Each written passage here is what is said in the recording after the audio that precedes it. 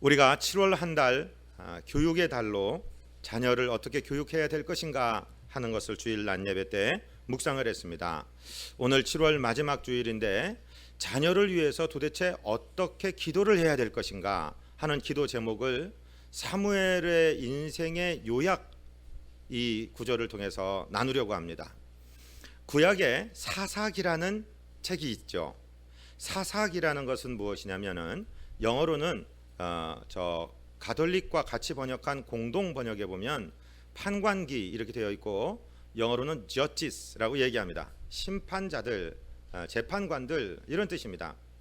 사사들은 하나님의 명령을 받아서 법을 만들기도 하고 법을 집행하기도 하고 법을 판단하기도 하고 또 군사적인 필요가 있을 때는 군대 장관이 되어서 나라를 지시하기도 하던 하나님의 통치, theocracy 시절에 하나님의 통치를 대변하는 사람들이었습니다.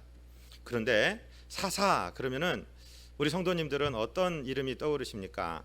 흔히 대표적인 사사 그러면 나귀 턱뼈로 또 횃불에 항아리에 횃불을 담은 300명의 군사를 통해서 수많은 군대를 물리쳤던 기드온을 생각하게 되고 또 긴 머리카락을 휘날리며 엄청난 힘을 발휘했던 삼손이라는 사람을 생각하게 되고 또 마지막 사사이면서 선지자의 첫 번째 선지자가 되는 사무엘이라는 사람이 기억에 떠오르실 것입니다.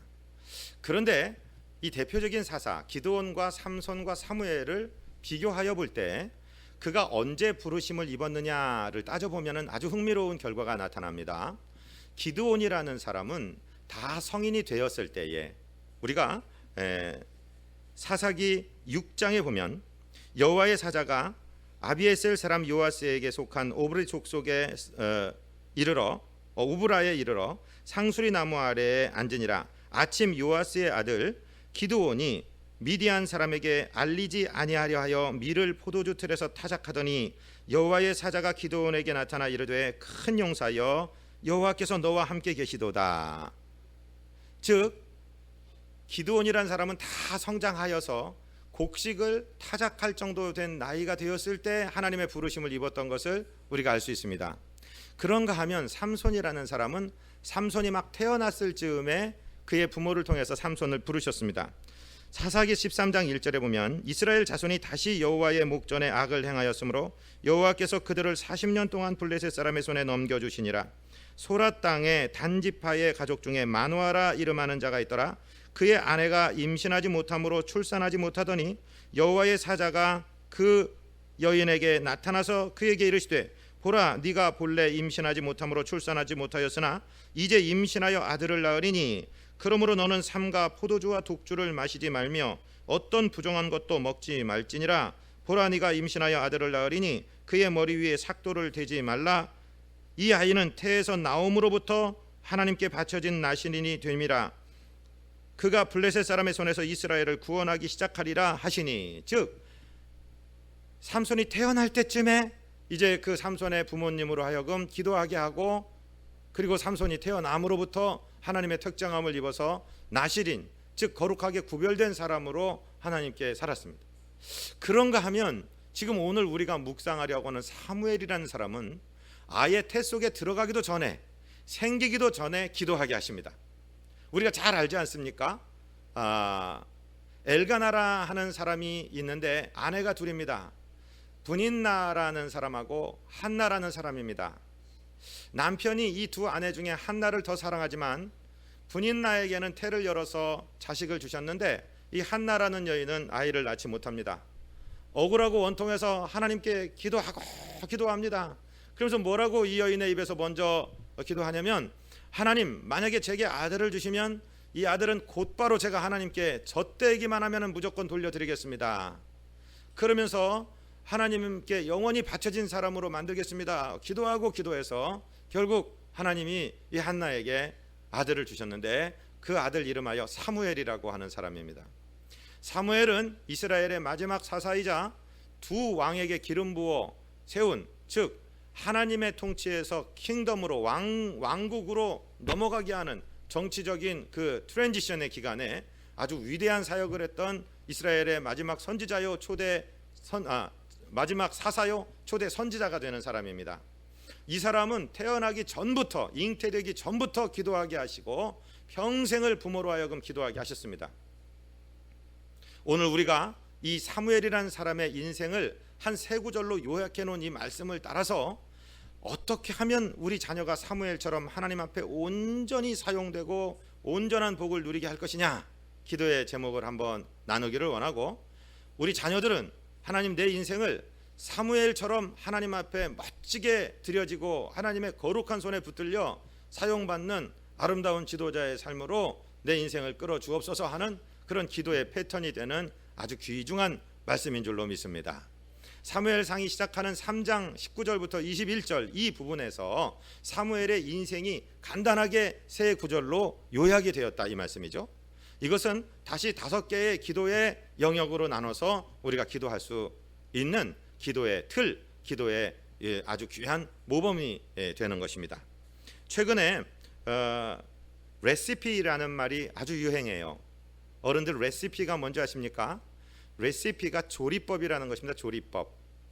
이제 맛을 내는 음식들을 누구의 레시피, 요새 무슨 백주부라는 사람이 유명한데 그 사람 백주부의 레시피입니다. 그대로 설탕을 얼마 타시고 고추장을 얼마 타시고 간장을 얼마 타시면은 이런 아름다운 요리가 나옵니다 하고 가르쳐서 그것을 주고받고 합니다.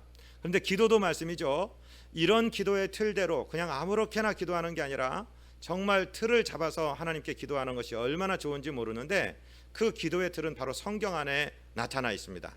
사무엘의 인생을 요약해 놓은 이 세 구절이 우리가 어떻게 자녀를 위해서 기도하며 우리 자녀들은 내 인생을 위해서 하나님께 어떻게 기도할 것인가에 귀한 공식을 제공해 주는 말씀이다, 이 말씀이죠. 사무엘상 3장 19절을 우리 먼저 한음성으로 받들어서 읽겠습니다. 아멘. 사무엘이 자라매 여호와께서 그와 함께 계셔서 그의 말이 하나도 땅에 떨어지지 않게 하시니. 아멘. 첫 번째 기도 제목은 하나님 우리 자녀와 늘 함께하여 주시옵소서, 이렇게 기도하시는 거예요. 우리 자녀들은 하나님 내 평생 동안에 좋을 때든지 괴로울 때든지 건강할 때든지 연약할 때든지 하나님 나와 함께하여 주시옵소서, 그렇게 기도하시기를 바랍니다. 우리 인생에서 가장 좋은 것은 하나님이 함께 하신다는 사실을 알고 사는 것입니다. 어떤 사람이든지 위기를 만납니다. 어려움도 겪습니다. 억울한 일도 당합니다. 대적들이 덤벼들 때도 있습니다. 그런데 하나님을 모르는 사람들은 상황에 따라서 우리 마음이 정말 사시나무 떨듯이 떨기도 하고 또 교만하여 아무 두려움이 없도록 배짱을 부리기도 합니다. 근거 없는 배짱 말입니다. 그러나 우리는 좋은 시간에 남들이 박수 쳐주고 순풍에 돛단 듯이 모든 일이 풀려갈 때 겸손할 수 있는 근거가 무엇이냐? 하나님이 나와 함께 하셔서 도우셨기 때문에 내게는 교만할 이유가 없는 것이고, 위기가 닥치고 풍랑이 일어날 때 두려워할 필요가 없는 것은 나의 힘이 아니라 나와 함께 하시는 하나님께서 나를 지키고 계시기 때문에 우리는 요동하고 격동할 필요가 없다는 것입니다. 어려서부터 이 사실을 인정하고 또 그렇게 기도하며 사는 저와 여러분 되시기를, 또 자녀를 위해서 그렇게 기도하시는 부모님 되시기를 주님 이름으로 축복드립니다. 믿음의 사람 다윗은 일찍이 자기가 어린 소년 시절에 양떼를 기르면서 도와줄 사람이 없이 말 못하는 짐승들인 양들을 몰고 다니면서 이 귀중한 사실을 발견하였습니다. 그래서 시편 23편에 보면은 여호와는 나의 목자시니 내가 부족함이 없으리로다 하고 찬양하게 된 것이에요. 그 시편 23편의 4절에 가서 보면은 아주 귀중한 고백이 나오지요. 우리 주보를 보시면서 함께 읽겠습니다. 내가 사망의 음침한 골짜기로 다닐지라도 해를 두려워하지 않을 것은 주께서 나와 함께 하심이라. 주의 지팡이와 막대기가 나를 안위하시나이다. 아멘. 비록 내가 사망의 음침한 골짜기, 나를 도와줄이 하나가 없는 그 음침한 골짜기로 지날지라도 나는 해가 나한테 미칠 것을 두려워하지 않습니다 라는 위대한 신앙의 고백입니다. 왜냐하면 주께서 나와 함께 하심이라. 하나님이 저와 여러분과 함께 하신다는 사실을 어떤 순간에도 망각하지 말게 되시기를 주님 이름으로 축복드립니다. 하나님이 우리와 함께 하시는 거예요. 우리 자식들에게도 위해서 그렇게 기도하십시오. 하나님, 이 아이가 어떤 어려움을 만나고 어떤 괴로움을 만나더라도 그 순간에 하나님이 함께 계심을 믿게 하여 주옵소서. 다윗은 뭐라고 고백하느냐면, 하나님이 눈에는 보이지 않아요. 하나님이 사람의 모습으로 함께하지 않아요. 그런데 뭐라고 고백하냐면, 주의 지팡이와 주의 막대기가 나를 안위하시나이다. 안위한다는 말은 안전하게 지키시고 위로하시고 보호하신다, 이 말씀입니다. 그런데 우리가 자주 묵상하는 것처럼 이 목자가 들고 있는 기구 중에 나무로 만들어진 것이 두 가지인데, 하나는 지팡이요, 하나는 막대기입니다. 지팡이는 양들을 위해서 길을 가르쳐주는 역할을 합니다. 또는 양이 곁길로 가려 할 때 탁 때립니다. 아주 따끔하게 때려주십니다. 여러분, 내가 하나님한테 한 대 맞았다고 해서 하나님이 나를 미워하시고 버리신 것입니까? 절대로 그렇지 않습니다. 곁길로 가서 맹수의 밥이 되든지 절벽에 떨어지지 않게 하시려고 때려주십니다. 그건 길이 아니라고 때려주십니다. 그것이 하나님이 나와 함께 하시는 증거가 됩니다. 그리고 그 지팡이는 양이 구렁텅이에 빠졌을 때 구부러진 끝을 이용해서 양을 들어 올리는 역할을 합니다. 양을 위하는 목자의 도구가 바로 지팡이입니다. 그런가 하면 막대기가 있습니다. 막대기는 양에게 사용하는 것이 아닙니다. 막대기는 맹수들이, 일이나 늑대나 곰이나 이런 것들이 와서 양을 해하려 할 때에, 멀리 있을 때는 물맷돌을 던져서 그 짐승의 급소를 마치고 해롱하롱하는 그 짐승을 막대기로 때리는 것입니다. 그래서 막대기로 쫓아내고 양들을 지키는 도구로서 사용하시는 것입니다. 여러분, 우리가 인생 살아갈 때 참으로 우리는 양과 같은 사람들입니다. 남을 공격할 수 있는 그렇게 독한 마음도 없고, 그렇게 다른 맹수처럼 강한 근육이나 송곳니나 발톱이나 이런 것이 없어요. 예수 믿는 사람들은 참 마음도 약하고 남한테 해코지도 못하는 양과 같은 사람들입니다. 그런데 목자가 막대기로 그 원수를 막아주십니다. 할렐루야. 여러분, 우리가 악한 사람들처럼 같이 멱살 잡고 같이 고소고발하고 싸우지 않아도 하나님께서 그들을 처리하시는 걸 자주 보십니까? 그렇다면 하나님이 우리와 함께 계신다는 사실을 믿으시기를 바랍니다. 여러분, 그렇게 자녀를 위해서 기도해 주시기를 바랍니다. 주님의 지팡이와 막대기로 내 자녀를 인도하시면서 함께하여 주시옵소서. 또 우리 젊은이들은, 주여, 다윗의 고백이 내 고백이요, 사무엘의 고백이 내 고백되게 하여 주옵소서. 나와 함께하여 주시고 내가 하나님이 함께 하신다는 사실을 한순간도 망각하지 않도록 나를 지켜 주옵소서. 그것이 우리가 첫 번째 기도해야 될 제목인 줄로 믿습니다. 두 번째 기도는 어떻게 하셔야 되냐면요, 우리 다시 19절 말씀을 읽어볼까요? 사무엘이 자라매 여호와께서 그와 함께 계셔서 그의 말이 하나도 땅에 떨어지지 않게 하시니. 아멘. 두 번째 기도의 제목 무엇입니까? 하나님, 내 자녀의 말로 하여금 하나도 땅에 떨어지는 말이 없게 하여 주옵소서. 우리 젊은이들은, 하나님, 내 입에 나오는 말로 하여금 하나도 땅에 떨어지지 않게 하여 주옵소서. 땅에 떨어진다는 표현은 무엇입니까? 쓸데없이 그냥 없어져 버린다, 부도난다, 아무 권세가 없다, 아무 효력이 없다, 이런 말입니다. 말이 땅에 떨어지지 않는다는 표현은 두 가지입니다. 하나는 말에 신뢰가 있고 권세가 있다, 이 말씀입니다. 다시 말해서 쓸데없는 소리 안 한다, 이 말씀입니다. 여러분, 세상 사람들이 예수 믿는 사람들을 통해서 말을 참 잘한다 이렇게 얘기합니다. 그건 칭찬일 때도 있고 비아냥거릴 때도 있습니다. 말만 잘하고 행동하지 않고 말과 행동이 다른 사람들에게는 그것은 굉장한, 이건 욕이고 비아냥입니다. 예수쟁이들, 말은 잘해, 그런데 행동하지 않는다, 이런 말이죠. 그런데 예수 믿는 사람들이 참 말을 잘합니다. 이것은 시기에 적절한 말로서 하나님의 영광을 드러낸다, 이 말씀입니다. 여러분, 이사야 선지자는 자기를 위해서 기도하며 이사야 50장 4절에 보면은, 하나님께서 내게 학자의 혀를 주사 말로 곤고한 자를 어떻게 도울 줄 알게 하시고, 그렇게 기도하고 선포했어요. 여러분, 저와 여러분이 정말 말을 많이 해서 말을 잘하는 사람이 아니라 시의에 적절하고 정말로 지쳐있는 사람에게 힘을 주며 넘어진 사람을 일으키며 옥에 갇힌 자를 끌어내며 어두움에 갇힌 자로 하여금 나타나게 하고 죽어있는 자를 살려내는 귀한 말을 하는 입술을 갖게 되시기를 주님 이름으로 축복드립니다. 그렇게 기도하시기를 바랍니다. 어떤 사람 말 한마디 때문에 죽을 사람이 살아나기도 하고요, 잘 재밌게 살아가는 사람이 한마디 말에 상처받아서 기쁨을 다 잊어버리고 어떤 때는 죽을 지경이 된다, 이 말이에요. 최근에 그것이 노이즈 마케팅인지 저는 그렇게 100% 거의 99% 확신하고 있지만은 김수민가 하는 무슨 배우하고 조영남이라는 가수가 서로 뭐 욕을 하고 가고, 뭐 어떤 사람이 댓글을 쓰는데 뭐 전라도 사람 어쩌고 같은 사람끼리 그래서 자기가 너무 억울해서 머리를 가위로 싹둑싹둑 잘라버렸네 어쩌네. 바로 그런 말입니다. 그런 쓸데없는 말 한마디 때문에 사람이 살맛이 떨어지게 하는 그런 말이 될 수도 있고요. 사람 말 한마디 잘함으로써 정말 내 인생 살맛 난다 생각하게 하는 말이 되는데, 우리 사랑하는 비전 가족들은 이 말을 잘함으로써 건져내고 정말 하나님의 영광이 드러나고 그 말이 땅에 떨어지지 않는 사람들 되시기를 주님 이름으로 축복드립니다. 잠언 18장 21절 보십시오. 같이 읽습니다. 죽고 사는 것이 혀의 힘에 달렸나니 혀를 쓰기 좋아하는 자는 혀의 열매를 먹으리라. 여러분 한번 그림으로 그려보세요. 우리 입에서 가지가 지금 막 하나가 나와서요, 거기 막 열매가 아름다운 과일들이 주렁주렁 맺힌 것을 상상해 보십시오. 우리 입에서 나오는 말로 잘 먹고 잘 살게 됩니다. 여기 목사의 얼굴을 보십시오. 이 얼굴이 잘 얻어먹은 얼굴입니까? 못 먹은 얼굴입니까? 잘 먹은 얼굴입니다. 저랑 반같이 쓰는 이쁜 여자는 한식 조리사 자격증도 있습니다. 그 여자가 왜 그걸 땄겠습니까?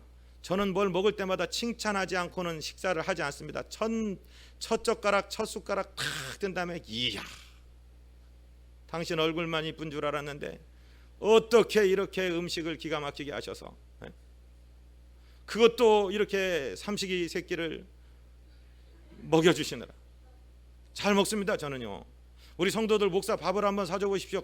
절대 그냥 맛있다 소리 안 하고 먹는 적 있는지 한번 보십시오. 그러니까 잘 먹습니다.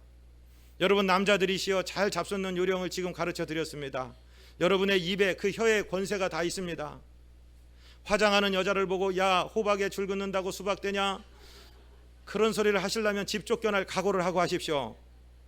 당신은 화장 안 해도 이쁜데 뭘 칠하니까 정말 아름답네. 빈말이라도 그렇게 좀 하십시오. 아멘도 안 해. 여러분 혀의 권세에 있습니다. 혀의 권세. 우리 목사님은 맨 같은 주제의 설교만 하십니까? 다양하게 하시지. 그러면 제가 되게 이뻐할까요? 그렇지 않죠. 우리 목사님 말씀은 언제나 들어도 은혜가 됩니다. 아멘. 그러면 제가 힘이 납니다. 죽고 사는 것이 혀의 권세에 달려 있습니다. 여러분 한숨 쉬고 걱정하고 염려하고 욕하고 비난하고 불평하고 그러는 것은요, 마귀가 전공 과목입니다. 그들이 하게 내버려 두십시오. 저와 여러분은 생명의 언어를 말하시기를 주님 이름으로 축복드립니다. 할렐루야. 두 번째, 그 말이 땅에 떨어지지 않게 하신다는 말씀은 하나님의 귀에 들린 그대로 우리 말대로 하나님이 시행해 주시겠다고 하신 것입니다. 이것은 하나님이 당신의 생명을 두고 맹세하신 말씀입니다. 여러분 민수기 19장 28절이 기록되었습니다. 같이 읽어보시겠습니까? 그들에게 이르기를 여호와의 말씀에 내 삶을 두고 맹세하노라. 너의 말이 내 귀에 들린 대로 내가 너희에게 행하리니. 할렐루야. 저와 여러분이 예배 시간에 기도하면서 찬송하면서 드리는 말씀뿐만 아니라 일상생활에 살아가면서 하는 모든 말이 하나님의 귀에 들리고 있다는 사실을 인정하게 되시기를 바랍니다. 하나님께서 언약하셨습니다. 너희 말이 내 귀에 들린 그대로 내가 시행하리라. 할렐루야. 여러분 그러니까 자녀를 위해서 축복의 말을 하시기를 바랍니다.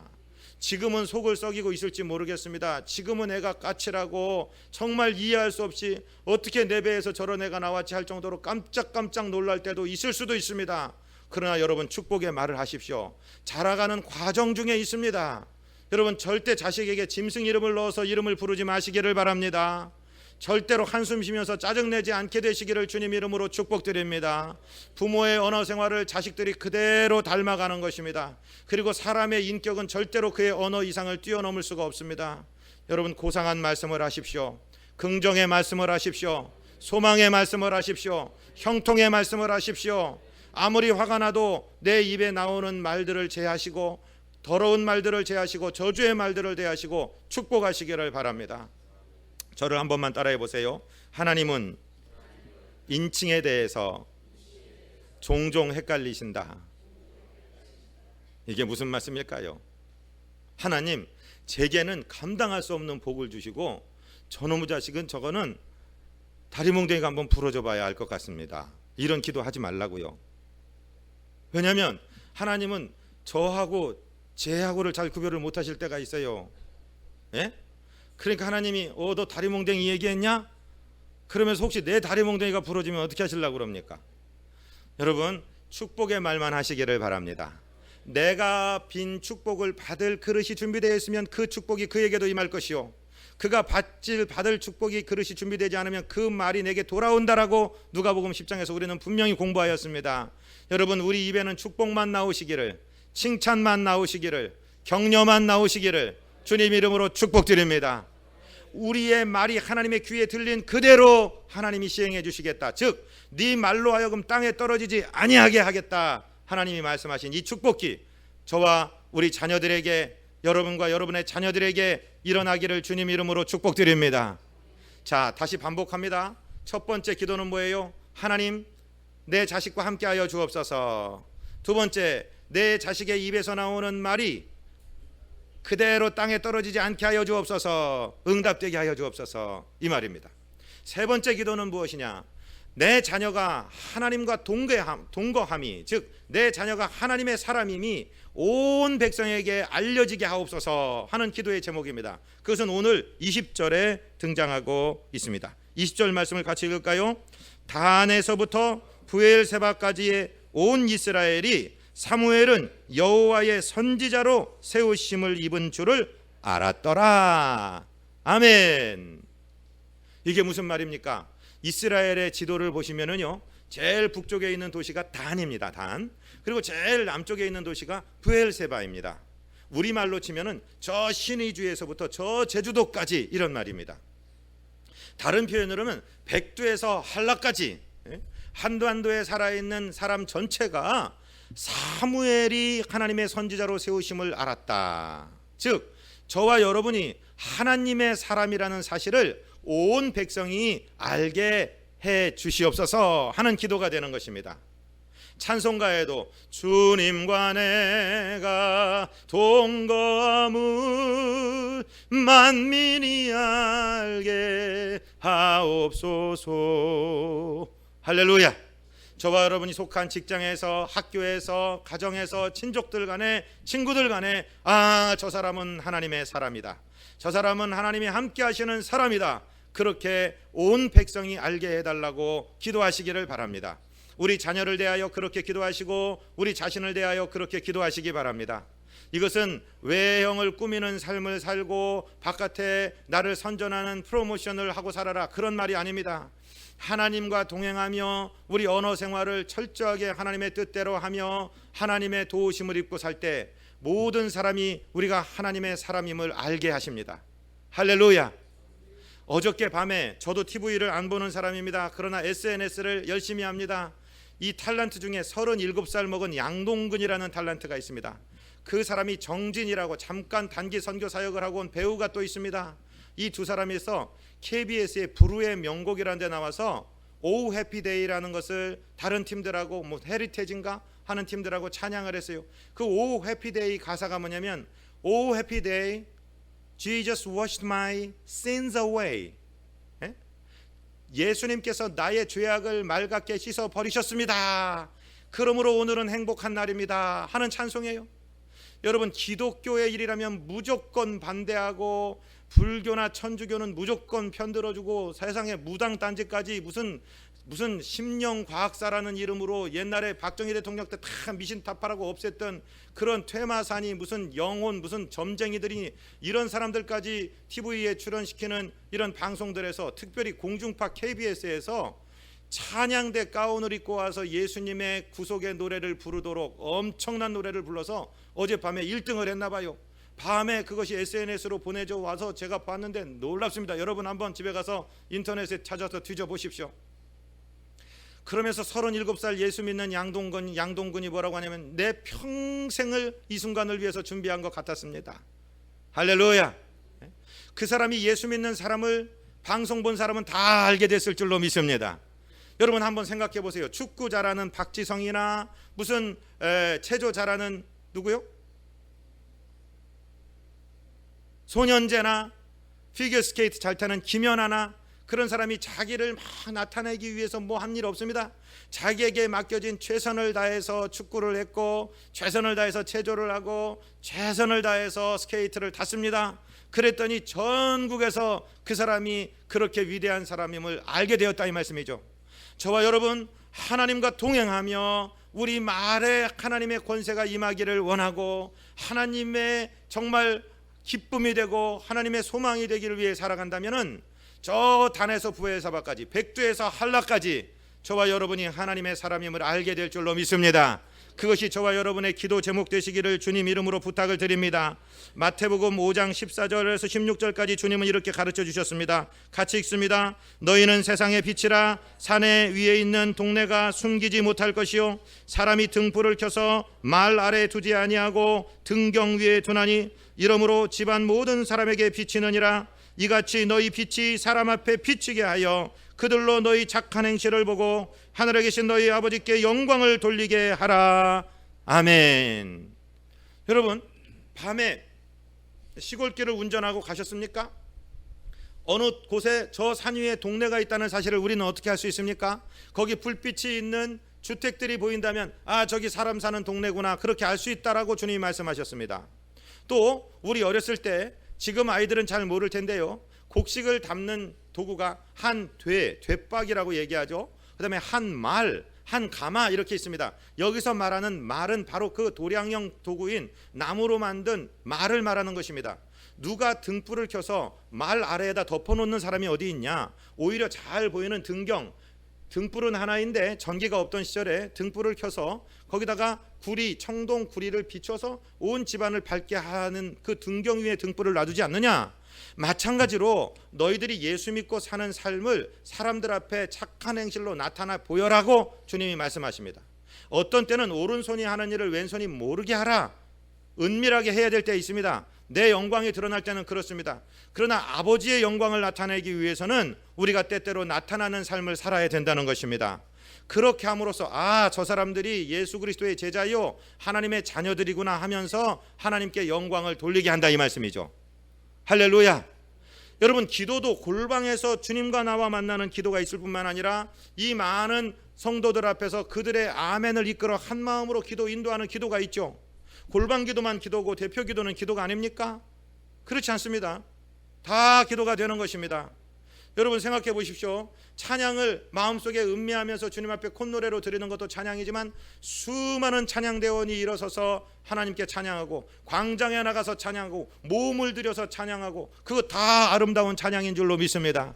그렇게 밝은 빛을 비춰서 단에서부터 부엘세바까지 사무엘이 하나님의 선지자로 선 것을 알게 했다, 이런 것처럼 저와 여러분이 예수 믿는 사람임을 사람들에게 알게 하여 달라고 하나님께 기도하시기를 바랍니다. 우리 자녀들이 주님과 함께 동행하고 있음을 분명히 사람들이 인정하게 해달라고 기도해 주시기를 바랍니다.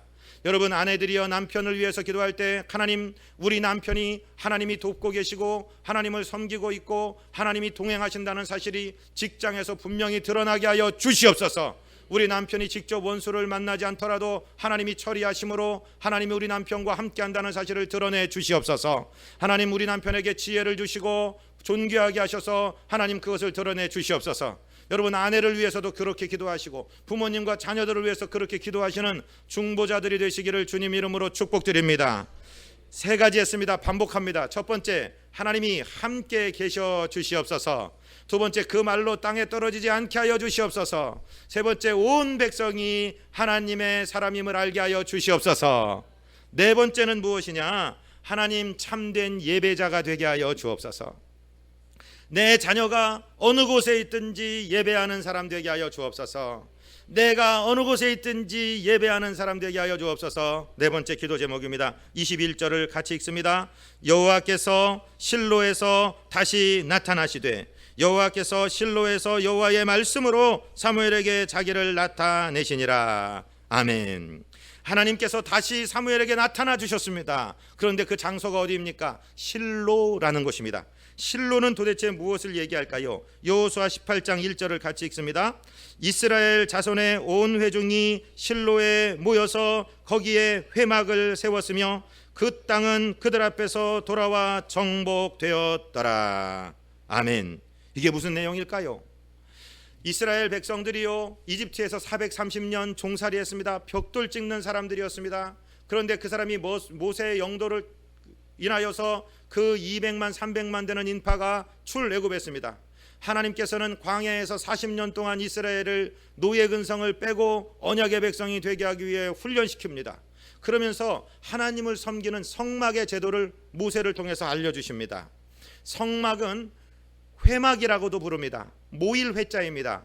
이스라엘 백성이 예배하기 위해서 모일 뿐만 아니라 하나님이 우리와 만나주시는, 인간이 사람과 만나는 곳을 회막이라고 하는데, 바로 40년 광야 생활을 마치고 요단강 건너 여리고성 무너뜨리고 가나안 땅에 진격해서 이 성막, 이 회막을 설치한 곳이 바로 실로가 되는 것입니다.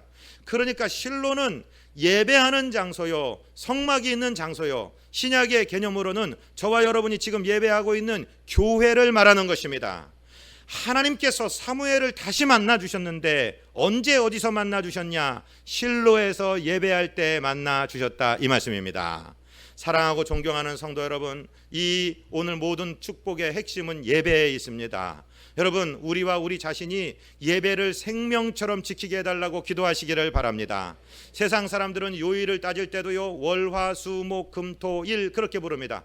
그러나 교회에서 나눠드린 달력을 잘 가서 보십시오. 제일 먼저 맨 왼쪽에 시작하는 것은 빨간 글자 주일날입니다. 그러니까 우리는 어떻게 요일을 매겨야 되느냐? 주, 월, 화, 수, 목, 금, 토, 이거예요. 여러분, 오늘이 일주일의 시작입니다. 가장 귀중한 첫날입니다. 안식 후 첫날, 예수님이 부활하신 주님의 날입니다. 안식일의 축복이 다 요 날에 다 넘어와 있습니다. 저와 여러분, 이 날의 예배를, 교회를 중요하게 여기시게 되시기를 주님 이름으로 축복을 드립니다. 여러분께서 하나님의 날짜를 지키시고 하나님의 사람을 지키시고 하나님의 물질을 지키신다면 하나님께서 형통의 사람으로 여러분과 여러분의 자녀들을 지켜주실 줄로 믿습니다. 주일 성수를 생명 걸고 하시기를 바랍니다. 예배를 빈 시간에 오는 게 아니라 예배를 가장 먼저, 가장 귀중한 시간에 놓으시기를 주님 이름으로 축복드립니다. 이 예배를 통해서 하나님은 우리와 지금 만나고 계십니다. 여러분, 예배 한번 잘 드리면 몸에 붙은 질병이 떠나가기도 합니다. 인간이 풀 수 없는 문제가 예배 가운데 해결되기도 합니다. 여러분, 우리의 가장 소중한 첫 주일의 첫 시간, 이 아침 시간을 주님 앞에 드리는 것입니다. 예물을 준비하여 와서 물질 드리고 내 몸을 드리는 것입니다. 내 정성과 내 실존을 전체 드립니다. 그리고 하나님의 말씀이 주의 종의 입을 통해서 들려집니다. 목사가 얘기하는 것이 아닙니다. 목사의 말로 듣지 마시고 하나님이 저 입을 통해서 말씀하신다고 들으시기 바랍니다. 그래서 이 예배 시간보다 귀한 시간은 없습니다. 이 예배 시간에 하나님이 우리를 만나 주십니다. 그것이 회막이고 하나님이 사무엘을 다시 실로에서 만나 주셨다는 것입니다. 예배를 생명 걸고 지키시기를 바랍니다. 마지막으로 어떻게 기도해야 될까요? 하나님이 실로에서 예배 가운데 나타나 주셨는데 무엇으로 나타나 주셨다고요? 21절 말씀을 다시 한번 읽습니다. 여호와께서 실로에서 다시 나타나시되 여호와께서 실로에서 여호와의 말씀으로 사무엘에게 자기를 나타내시니라. 아멘.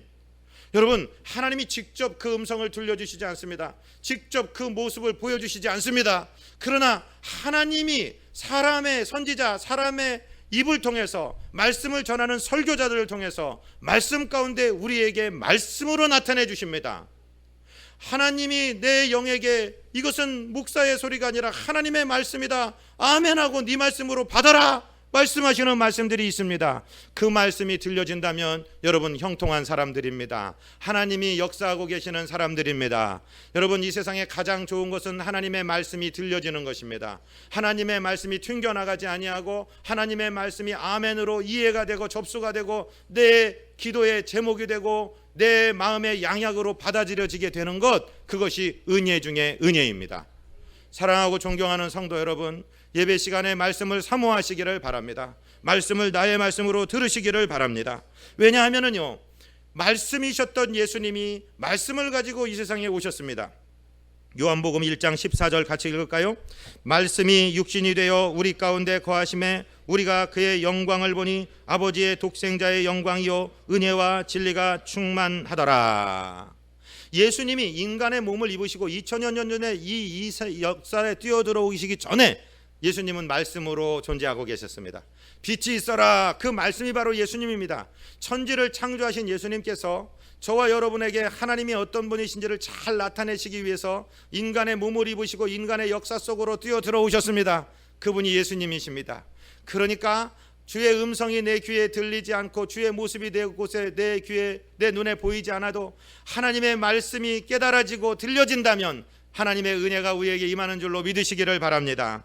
요한복음 6장 68절은 어떤 이야기냐면요, 예수님이 말씀하시다가 너희가 반드시 내 살을 먹어야 된다, 내 피를 마셔야 된다, 그 말씀을 하십니다.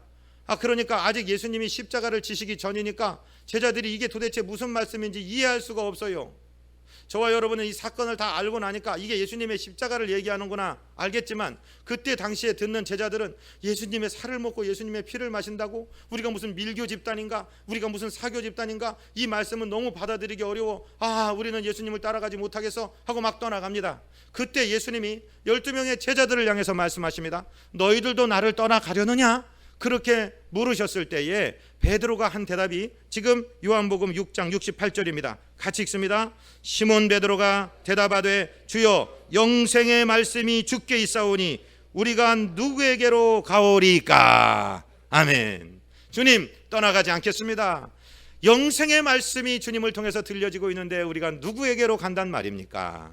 여러분, 하나님의 말씀이 들려지고 성경 말씀이 깨달아지고 이것이 하나님의 말씀이구나라고 느껴졌다면 그것이 은혜 중에 최고의 은혜인 줄로 믿습니다. 말씀을 정리하겠습니다. 5가지 기도 제목을 말씀드렸습니다. 하나님, 함께하여 주시옵소서. 하나님, 말이 땅에 떨어지지 않게 하여 주시옵소서. 하나님, 온 백성이 내가 하나님의 사람됨을 알게 하여 주시옵소서. 또 무엇이었어요? 하나님, 참된 예배자가 되게 하여 주시옵소서. 하나님, 말씀이 들려지게 하여 주옵소서. 말씀하여 주옵소서. 이게 우리를 위한 기도 제목일 뿐만 아니라 자녀들을 위한 기도의 제목이 되시기를 주님 이름으로 축복드립니다. 이 기도만 이루어지고 있다면 우리는 승리의 길을 살아갈 줄로 믿습니다. 이야기 하나만 마치고 드리고 시간이 많이 지났지만 말씀을 마치려고 합니다. 어떤 처녀가 1891년부터 1961년을 산 분의 이야기입니다. 17살에 결혼했습니다. 그러니까 1891년에 태어났으니까 이때는 일본에게 나라를 뺏긴 때입니다. 그런데 2년 동안 행복하게 살다가 그만 19살에 남편이 죽음으로 과부가 되어버렸습니다. 동네 사람들이 혀를 잡니다. 아직 젊은 아이가 참 불행하게 됐다, 기구한 운명이구나. 그런데 이 여인은 슬퍼했지만은 슬픔 가운데 자기 인생을 포기할 수가 없었습니다. 그래서 무조건 서울로 올라갔습니다. 서울로 올라가서 최선을 다해서 살았습니다. 아는 사람을 통해서 부유한 집안에 식모로 들어가게 됐습니다. 그런데 식모로 들어가서도 자기 인생 포기하지 않고 열심히 살았습니다. 주인에게 인정을 받게 되자 주인에게 부탁을 합니다. 주인님, 공부하고 싶습니다. 저를 학교에 좀 보내주십시오. 열심히 섬기겠습니다. 또 하나, 저는 예수 믿는 사람입니다. 저를 일요일날 교회 가서 예배드리게 좀 허락해 주십시오. 주인이 허락했습니다.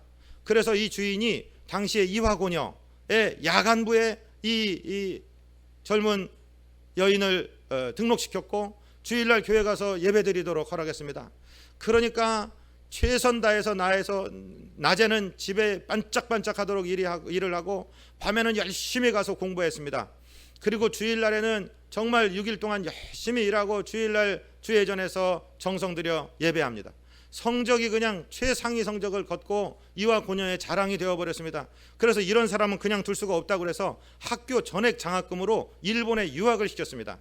일본에서 소정의 학문을 마쳤습니다. 자기 아무것도 없는데 19살에 청상 과부된 사람이 아무것도 없는데 이렇게 일본 유학까지 왔구나 싶으니까 최선 다해 공부하고 다시 돌아와서 조선 총독부의 장학사가 되어서 일하다가 1945년 해방이 되자마자 학교를 하나 만들었는데 그것이 바로 숙명여자대학입니다.